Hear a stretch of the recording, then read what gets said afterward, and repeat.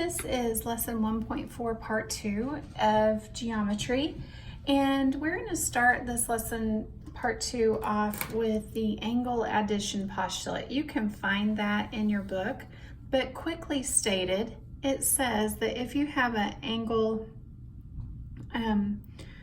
RSP and an angle PST, where these two angles share the same vertex and are connected, and then RSP plus angle PST equal angle RST.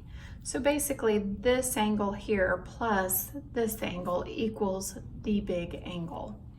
All right, so that is the angle addition postulate. Now, how do we use that? Well, here we have angle RSP that equals 2x plus 10. And then we have angle PST that equals 4x minus 3. Now, this angle RST equals 145 degrees. So we can say that 2x plus 10 plus, that's angle RSP, x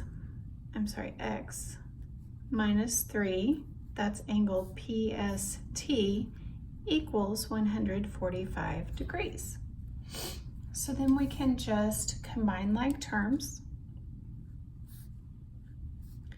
6x, 10 minus 3 is plus 7, equals 145 degrees. And then subtract 7 from both sides. And that leaves us with 6x on the left and 138 on the right. Divide both sides by 6.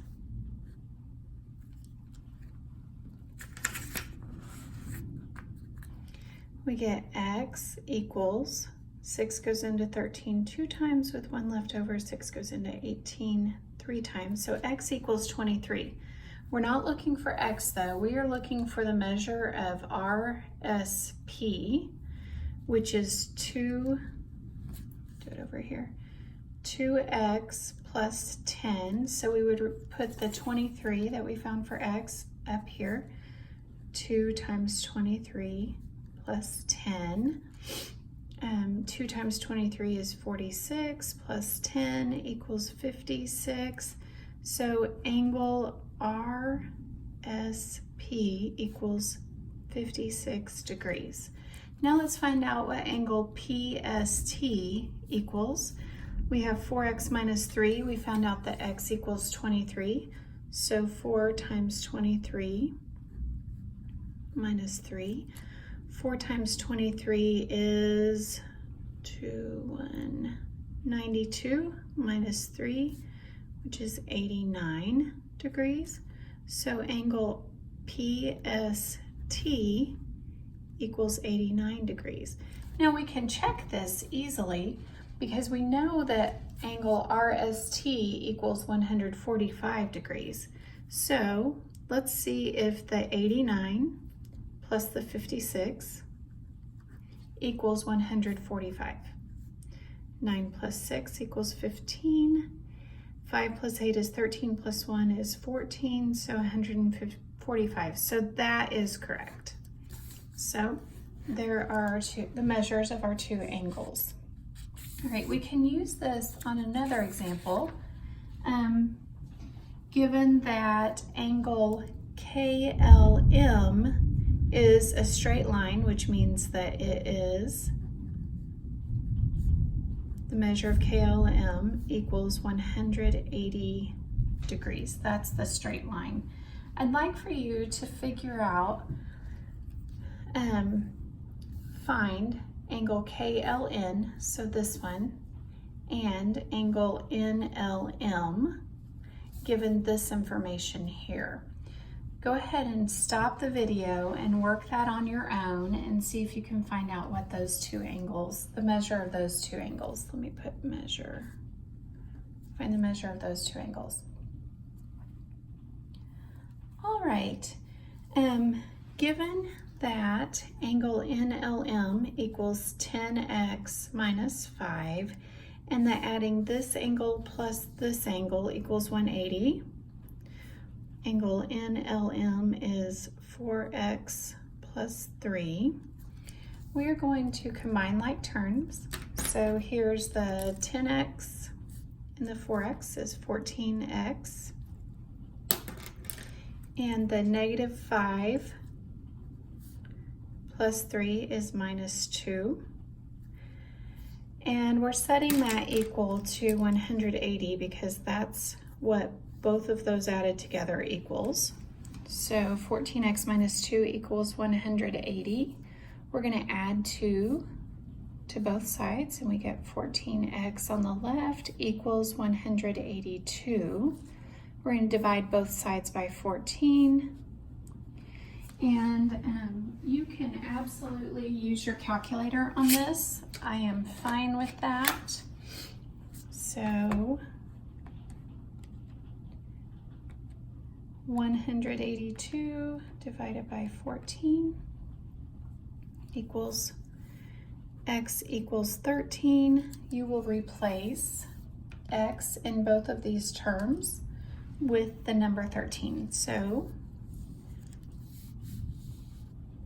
I'm sorry, I'm having a hard time scooting that up. 10 times 13 minus 5 equals, 10 times 13 is 130, minus 5 equals 125 degrees. So the measure of angle KLN equals 125 degrees. And then we'll find the measure of NLM, 4x plus 3. So 4x plus 3, we'll replace the x with 13. 4 times 13 plus 3. 4 times 13 is 52. Plus 3 is 55. So the measure of angle NLM equals 55 degrees.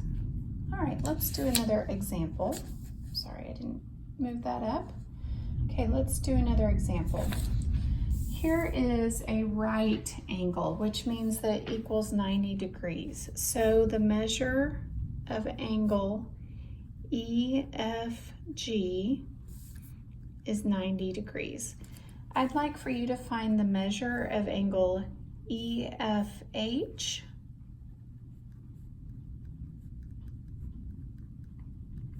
and the measure of angle HFG.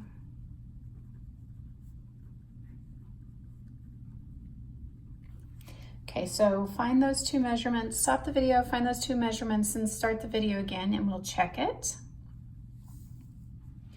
Okay, so here we have angle EFH, which is 2x plus 2, plus angle HFG, x plus 1. That's set equal to 90 degrees because it's a right triangle. Combine our like terms. When we combine our 2x plus our x, we get 3x. When we combine our 2 plus our 1, we get plus 3. That equals 90 degrees. Subtract 3 from both sides. We have 3x equals 87 degrees. When we divide both sides by 3, we find out that x equals 29. So then we plug that back in. 2 times 29 plus 2 equals, that'll give us the measure of EFH. So 2 times 29 is 58 plus 2 is 60 degrees. So the measure of angle EFH is 60 degrees. Now let's find the measure of angle HFG. X is 29, so 29 plus 1 equals 30. So the measure of angle HFG is 30 degrees. All right, those are the two practice problems that if you bring in, you can get extra credit points. Let's talk about congruent angles. When the measure of two angles are equal, that means that the two angles are congruent.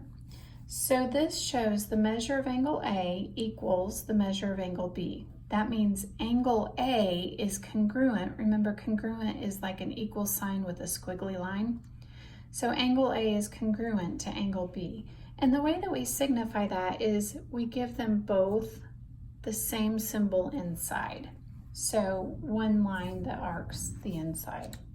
All right, so that's what you need to know about congruent angles. If you see angles that have a line like this, that means their measurements are equal and that the angles are congruent.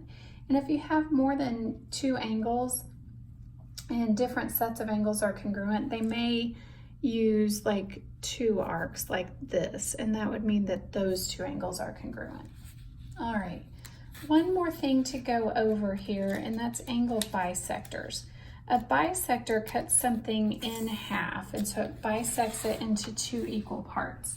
Here I have an angle, XYZ, and it says that the ray, YW, bisects angle XYZ.